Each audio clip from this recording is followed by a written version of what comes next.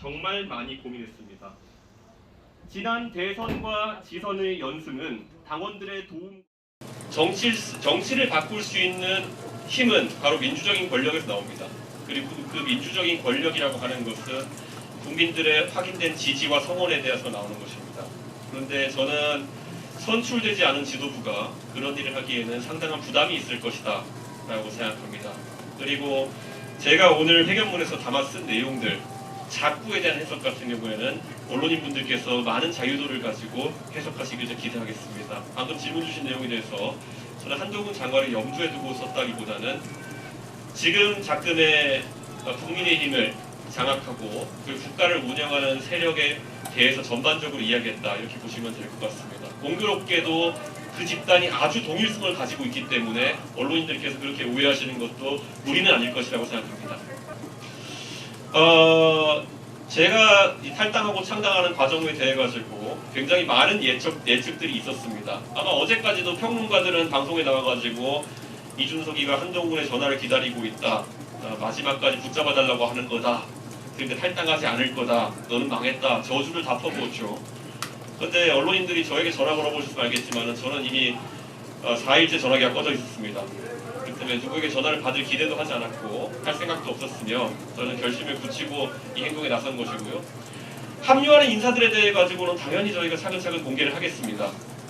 제가 우리 천하용인팀의 합류에 대해서도 제가 아주 명징하게 말씀드린 것이, 김용태 최고위원은 개인의 고민 때문에 합류하지 못했지만은 다른 분들의 거치는 제 입으로 말할 수 없지만은 아마 곧 알게 되실 거다, 이렇게 말씀을 드리고, 제가 그분들한테 부탁한 것은 가장 명예로운 방식으로 국민들에게 본인의 뜻을 알려달라고 이야기했습니다. 그렇기 때문에 저는 오늘 저의 추억이 있는 마포 참숯갈비를 선택한 것이고요. 각자 무슨 선택을 하는지는 저는 지켜봐 주시기를 기대합니다. 네, 한동훈 장관과 저는 이제 경쟁자의 관계로 들어섰다, 저는 이렇게 생각합니다. 그리고 이 경쟁자라는 관계는 저희가 부인하거나 아니면은 그것을 받아들인다고 해서 형성되는 것은 아닐 것이다, 저는 이렇게 생각합니다. 그래서 저는 한동훈 장관이 한다는 그 혁신에 있어가지고 좋은 혁신들이 많이 나왔으면 좋겠다라는 말씀을 드립니다. 그리고 한동훈 장관께서 지난 한 이틀간 언론인들 앞에 서서 하신 말씀들도 저는 잘 전해 들었습니다. 그런데 제가 굳이 말하자면은 아직까지 내용이 나온 것 같지 않아가지고 제가 평가를 하긴 어렵지만 아마 어려운 과정들이 함께할 것이다. 그리고 그 어려운 과정 속에서는 만약에 혹시나 도움이 필요하다 그러면은 지금 한동훈 장관을 보좌하는 우리 당의 훌륭한 사무처 당직자들이 모두 저와 같이 승리를 일궈낸 그런 당직자들입니다. 제가 당을 떠나면서 사실 제가 대표직을 떠나면서 가장 안타까웠던 것들이 지난 대통령 선거와 지방선거의 승리를 이끌었던 우리 사무처 당직자들이 저와 함께했다는 이유만으로 불이익 아닌 불이익을 받고 있다는 얘기를 들었습니다. 네, 절대 그래서는 안 됩니다.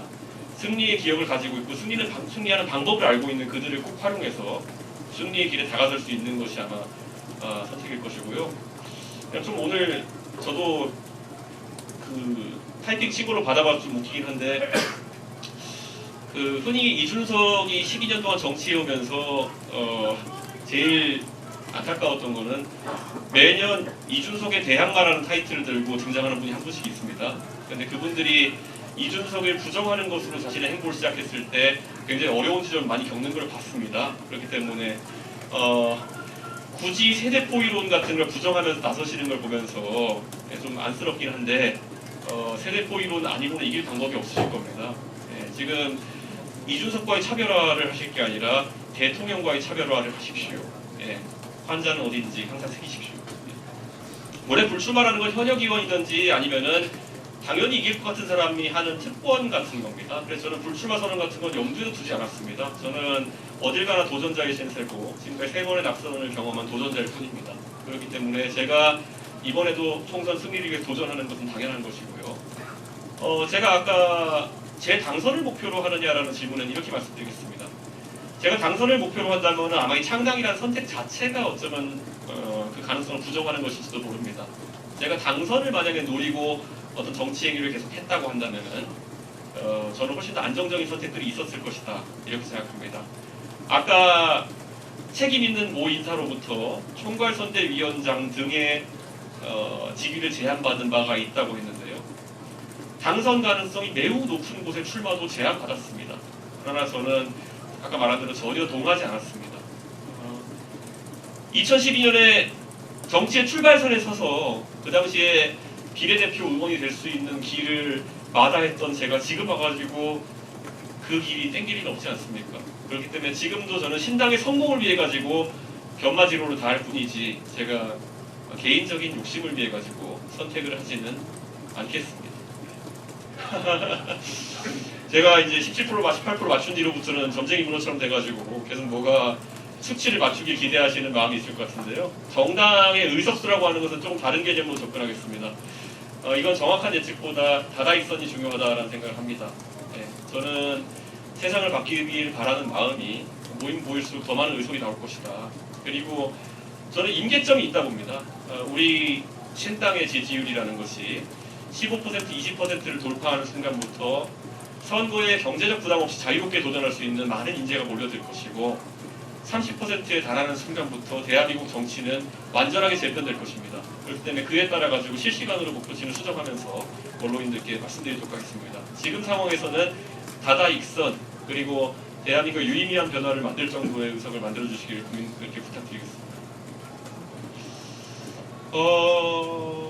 제가 아까 총선 이전의 연대 가능성은 저는 제하고 본다라고 이제 공언을 드렸고요. 총선 이후에도 제가 봤을 때는 가능성은 약하다 이렇게 말씀드리겠습니다. 그리고 한동훈 장관을 넘어서느냐가 저의 도전 과제는 아닐 것입니다. 우선 다수 의석을 획득하는 것이 정당의 목표가 되어야 되는 것이고요. 저는 한동훈 장관과의 경쟁이라는 걸 제가 말씀드렸지만은 의외로 매너를 지키면서 하는 혁신 경쟁이라고 하는 것은 즐거운 경쟁입니다. 네. 다만 이제 지난 한 2년 동안의 세월이라고 하면은 권투 시합을 약속하고 칼 들고 나오는 사람들이 있어가지고 좀 문제가 있었다 이런 생각을 하는데 만약에 한동훈 장관이 권투 그룹을 낀 상황에서 권투 시합에 나온다면 저는 항상 응할 생각입니다. 그런데 저 팀의 특성이 꼭 칼을 들고 나오더라고요. 그래가지고 그건 약간 불안하긴 한데 저는 이 권투 시합은 언제나 즐길 계획입니다.